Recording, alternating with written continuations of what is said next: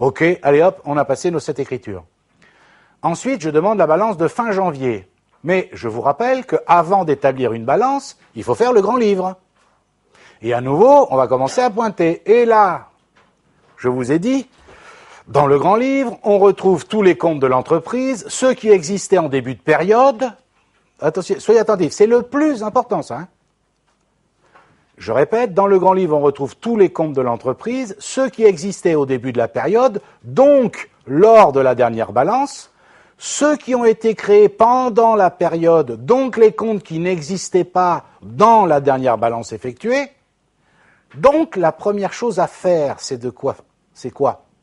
C'est d'ouvrir les comptes qui existent déjà et d'indiquer leur report à nouveau.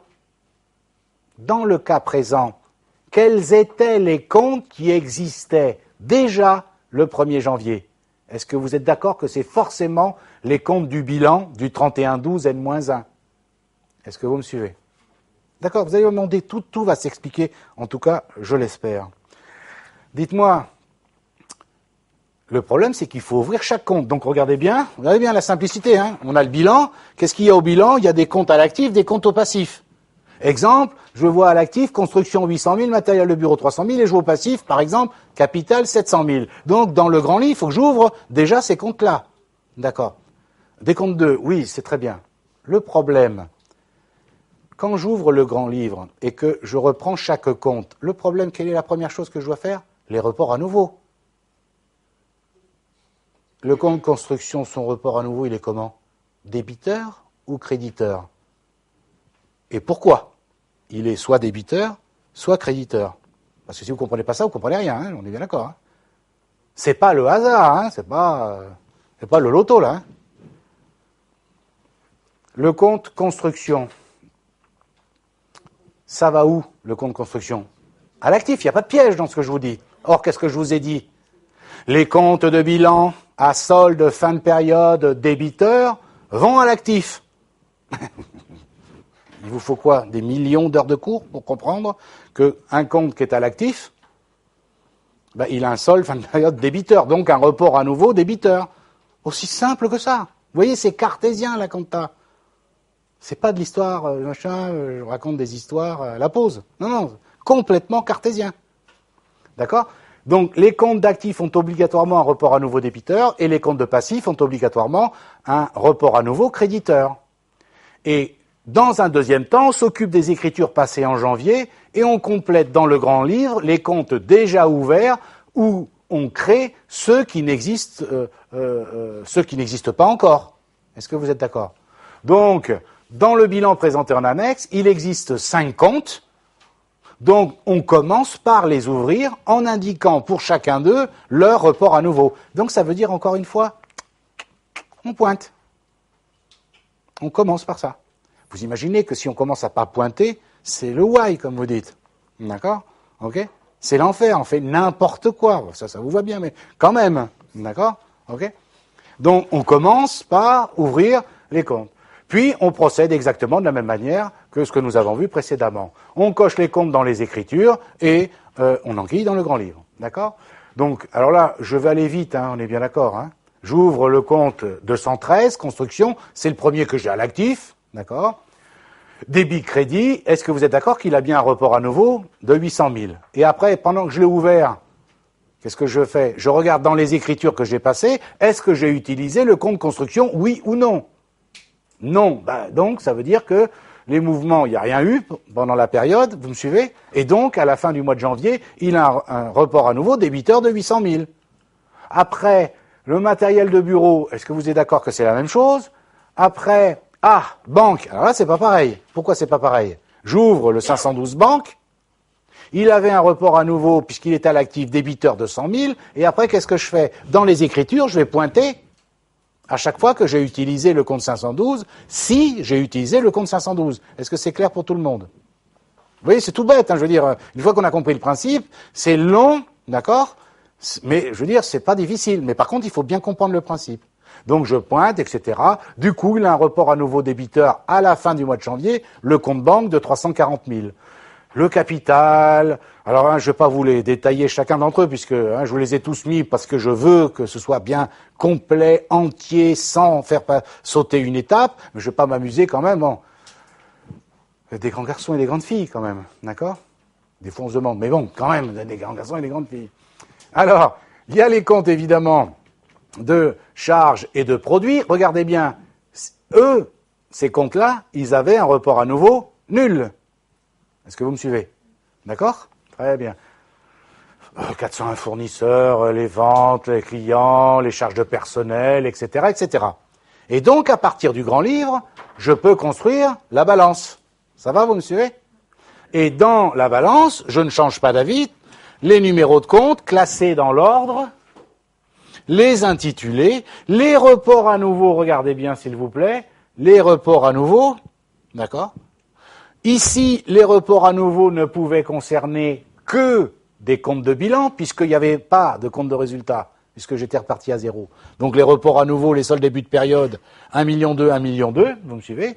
Les mouvements de la période que j'ai été chercher dans mon grand livre pour chacun des comptes, 1 710 000, 1 710 000, et solde fin de période, 2 590 000, 2 590 000. Encore une fois, vous voyez que chaque colonne, les deux colonnes 2 par 2 sont égales entre elles, mais les trois parties, le total en bas, c'est pas le même montant pour chacune des trois parties. Il faut que ce soit les deux sommes égales entre elles, 2 par 2. On est d'accord sur le principe? D'accord? Donc, à partir de là, on a presque fini. À partir des soldes fin de période, on va construire le compte de résultat et le bilan. Je vous rappelle qu'on commence par construire le compte de résultat. Regardez, soyez attentifs s'il vous plaît. Là, avant de commencer, rien qu'en regardant la balance, là, moi ce que je demande à faire au début, c'est que physiquement, sur la balance, on trace un trait, d'accord, pour séparer les comptes de bilan des comptes de charge. Vous voyez, c'est tout bête, physiquement. Et puis, ici, évidemment, c'est très simple, mais il y aurait 10 000 comptes, c'est pareil. Ici, il y a 2 comptes de charge, 607, 641, et un compte de produit. Est-ce que tout le monde est d'accord? Et regardez, il suffit de regarder les soldes fin de période. Vous me suivez? Regardez bien. Le compte 607, achat de marchandises, c'est un compte de charge. Il a un solde fin de période, comment ici? Débiteur, vous me suivez? Donc, il ira dans les charges avec le signe plus. Le compte 641, c'est un compte de charge. Il a un solde fin de période ici, débiteur de 200 000. Donc, il ira dans les charges avec le signe plus. Le compte 707, c'est un compte de produit. Il a un solde fin de période créditeur, donc il ira dans les produits avec le signe plus. Est-ce que vous êtes d'accord? OK?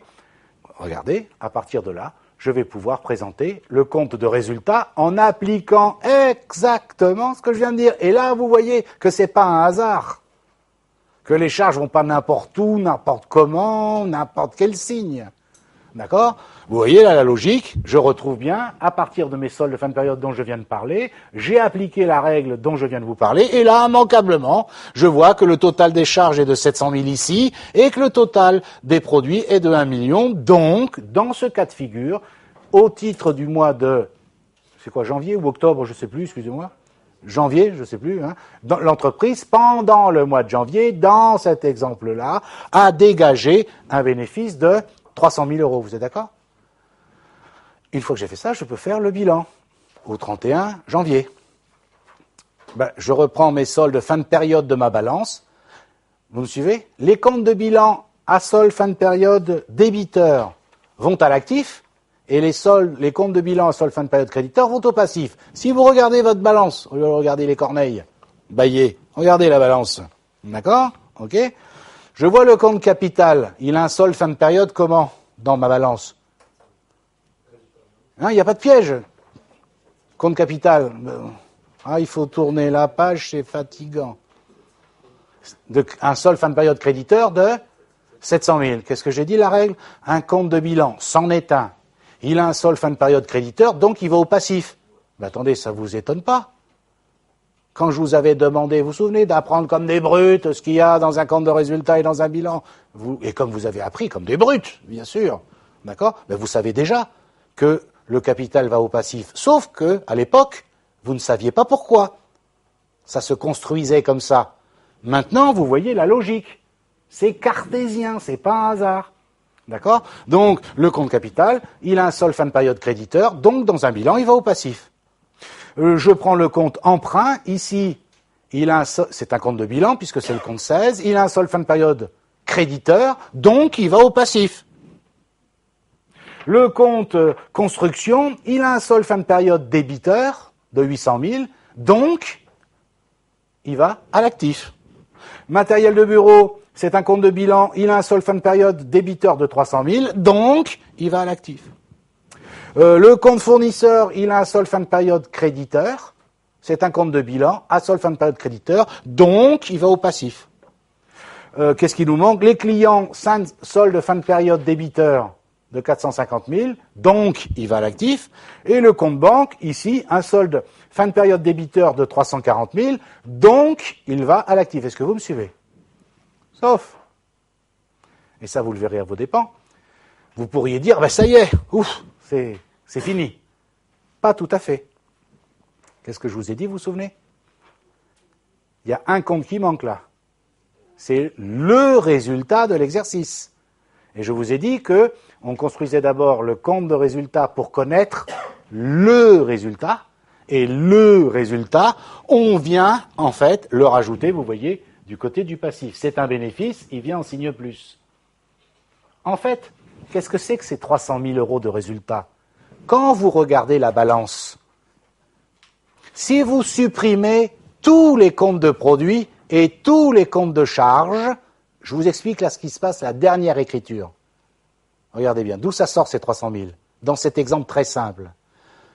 On supprimera tous les comptes de produits, c'est-à-dire qu'ici, il y a un seul compte de produits.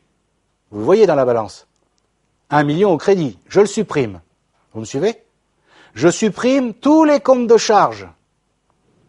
500 000, 200 000, ça fait 700 000. Est-ce que vous êtes d'accord? Et la différence, c'est le résultat de l'exercice.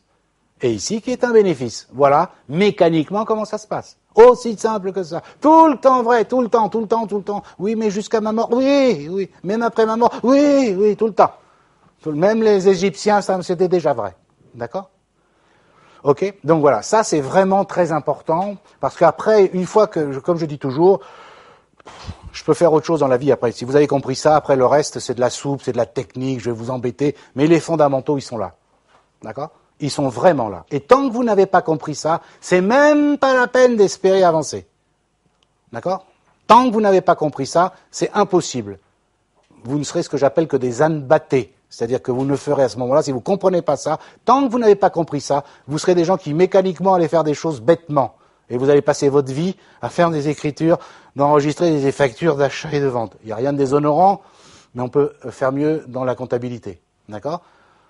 Donc mécaniquement, il faut comprendre ça et ça sera toujours vrai et vous verrez, ça vous servira tout le temps. Quand vous aurez un doute sur un truc, vous direz, je reviens sur les fondamentaux, les choses simples et ça marchera à chaque fois. On est d'accord?